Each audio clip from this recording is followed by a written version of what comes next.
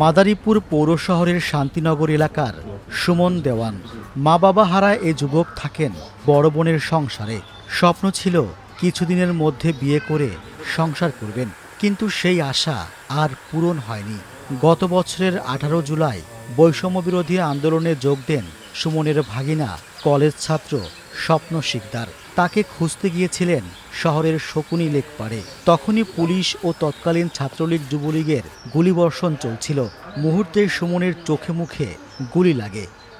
আমার ভাগিনার শুটিং হয়েছে, সেখানে আমি বিচারতে যাইয়া দেখে ওদের ছাত্রলীগ পুলিশ অকৃতভাবে মারামারি ওদের মারতেছে, স্যান্ড টেডা বোম এগুলো মারতেছে।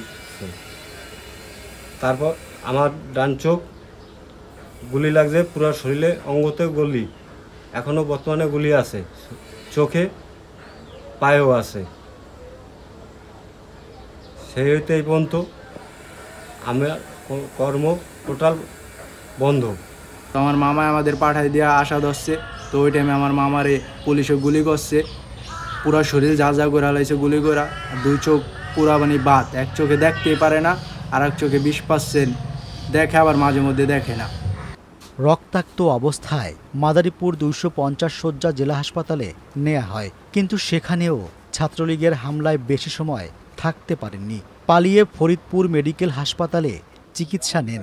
ততক্ষণে তার 2 চোখে ক্ষত সৃষ্টি হয়, বিশেষ করে ডান চোখে পুরোপুরি অন্ধ হয়ে যায়, বাম চোখেও ভালো দেখতে পান না।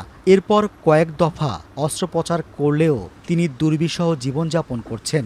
এখন কোনো মতে এক চোখে দেখতে পান।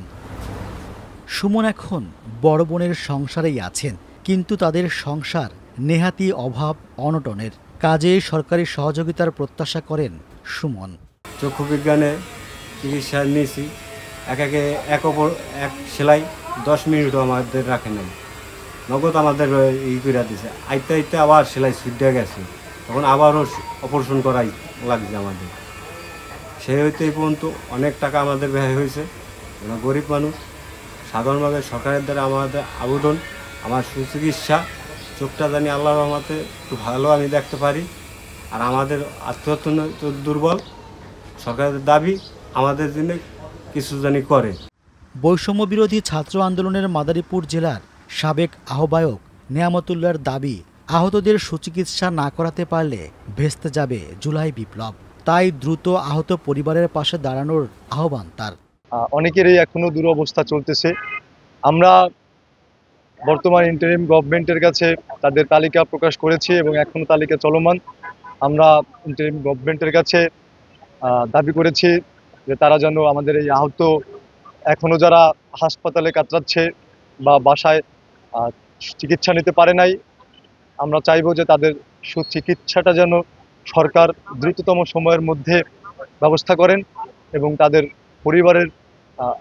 পরিবারকে আর্থিক সহযোগিতা করে তাদের পাশে থাকেন। জুলাই বিপ্লবে মাদারীপুরে 157 জন আহতের তালিকা করেছে প্রশাসন। এদের মধ্যে সুমন সহ 4 জন চোখ হারিয়ে মানবেতর জীবন কাটাচ্ছেন।